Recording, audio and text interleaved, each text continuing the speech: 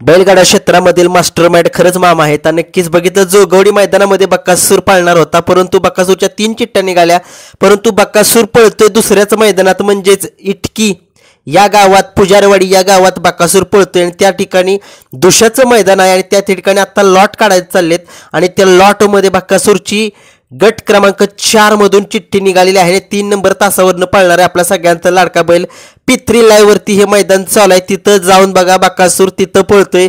सगळ्यांना वाटलं जोगवडी मैदानामध्ये पळतोय, सगळ्यांना असं वाटलं, परंतु मला सुद्धा वाटलं, मी सुद्धा बघत बसलो STC लाईव्ह वर, परत बघितलं थोडीशी अपडेट मिळाली आपल्याला आणि अपडेटमध्ये असं समजलं की बकासूर त्या मैदानामध्ये पळतोय।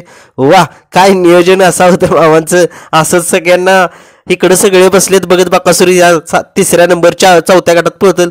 पण काय असं जोगवडी मैदानात आता 1 ते 10 गट पळून झालेत, तोपर्यंत मग निकाल सांगतो मी। 1 ते 10 गटामध्ये जोगवडी मैदानात कोणकोणते बैल सेमीसाठी पात्र झालेत।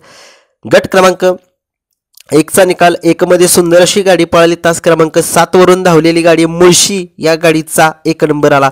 सुंदर अशी गाडी पळाली, घरचा साज पळताना आपल्याला दिसला। लक्षा आणि मिल्खा ही जोडी पळाली, घरचा साज, आणि गाडीवरती ड्रायव्हर होते संतू ड्रायव्हर यांनी जी गाडी जी आहे ती सेमीफायनलसाठी पात्र केलेली आहे।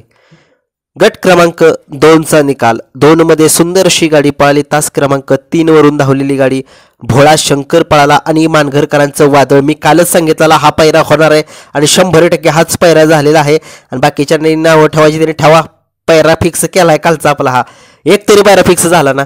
आणि त्याच्या ही गाडी जी आहे ती ऑलराऊंडर आप्पा ड्रायव्हर कारुंडेकरांनी जी गाडी आहे ती फायनलसाठी पात्र केलेली आहे। खूप साऱ्या शुभेच्छा आप्पांना सुद्धा। गट क्रमांक 3चा निकाल 3 मध्ये सुंदर अशी गाडी पळाली, तास क्रमांक 8 वरून धावलेली गाडी मुळशीचा पिस्तूल पळाला आणि त्या पिस्तूल सोबत पळाला नाशिकचा LP आणि पिस्तूलची गाडी सेमी फायनलसाठी पात्र केलेली आहे सनी ड्रायव्हर उरळी देवाची यांनी। गट क्रमांक 4 मध्ये सुंदर अशी गाडी पळाली, तास क्रमांक 3 वरून धावलेली गाडी बारामतीचा मल्हार आणि त्याच्यासोबत दुसराच मल्हार पळाला। मल्हारची गाडी जी आहे ती सेमीफायनलसाठी पात्र झालेली आहे आणि नक्कीच 81 रायफलचा जो आहे तो पराभव झालेला आहे गट क्रमांक 4 मध्ये। खूप वाईट वाटते कारण की खूप दिवसांनी तो बैल मैदानामध्ये आला आणि मैदानात आला तर आज पराभव झाला आपल्या रायफल 81चा पायरा होता, कोण समजलं नाहीये, परंतु पराभव झालाय। गट क्रमांक 5चा निकाल 5 मध्ये सुंदर अशी गाडी पळाली, तास क्रमांक 1 वरून धावलेली गाडी SP ग्रुप मुळशी या गाडीचा 1 नंबर आला। सुंदर अशी गाडी पळाली, इंद्रा आणि मंजा या गाडीचा 1 नंबर आला। SP ग्रुप मुळशीची ही गाडी पळाली बरं का।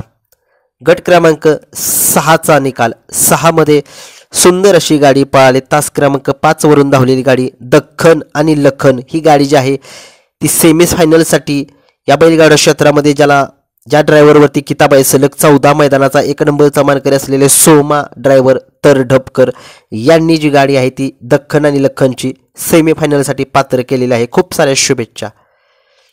गट क्रमांक 6चा निकाल 6 मध्ये सुंदर अशी गाडी पळाली, तास क्रमांक 6 वरून धावलेली गाडी लोणी काळभोर या गाडीचा 1 नंबर आला। सुंदर अशी गाडी पळाली, वडकीचा पक्षा पळाला आणि त्याच्यासोबत पिल्याभाई हा बैल पळाला।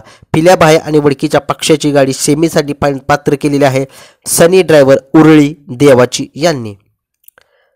गट क्रमांक 4चा निकाल 4 मध्ये सुंदर अशी गाडी पळाली, तास क्रमांक 4 वरून धावलेली गाडी तांबे सुपेकर यांची रायफल पळाली आणि त्याच्या सोबत पळाला कृष्णा मोरगावचा कृष्णा आणि सुपेकरांचा रायफल। सुंदर अशी गाडी जी आहे ती सोन्या ड्रायव्हर निंबूतकर यांनी जी आहे ती सेमीफायनलसाठी पात्र केलेली आहे। खूप साऱ्या शुभेच्छा सोन्या ड्रायव्हर यांना।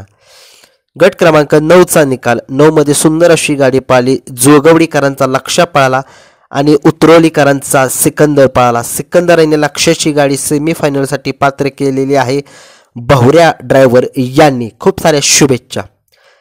गट क्रमांक 10चा निकाल 10 मध्ये सुंदर अशी गाडी पळाली, तास क्रमांक 4 वरून आणि तास क्रमांक 5 वरून। नक्कीच या दोन्ही गाड्यांमध्ये अटी आणि तटीची लढत झाली आणि त्या लढतीचा निकाल कॅमेऱ्याद्वारे चेक केला आणि चेक केल्यानंतर असं समजलं की गाड्या ज्या आहेत त्या समान उतरलेल्या आहेत आणि नक्कीच या दोन्ही गाड्या 4 आणि 5 तासावरून धावलेल्या गाड्या त्या सेमीफायनलला पळतील आणि नक्कीच खूप चांगली लढती बघायला मिळतील। आत्ता जोगवडी मैदानामध्ये 1 ते 10 गटाचे निकाल मी तुम्हाला सांगितलेले आहेत आणि नक्कीच आता पुढचे निकाल मी तुम्हाला इटकी पुजारवाडी या मैदानात बकासूरचं काय झाले सांगतो। धन्यवाद।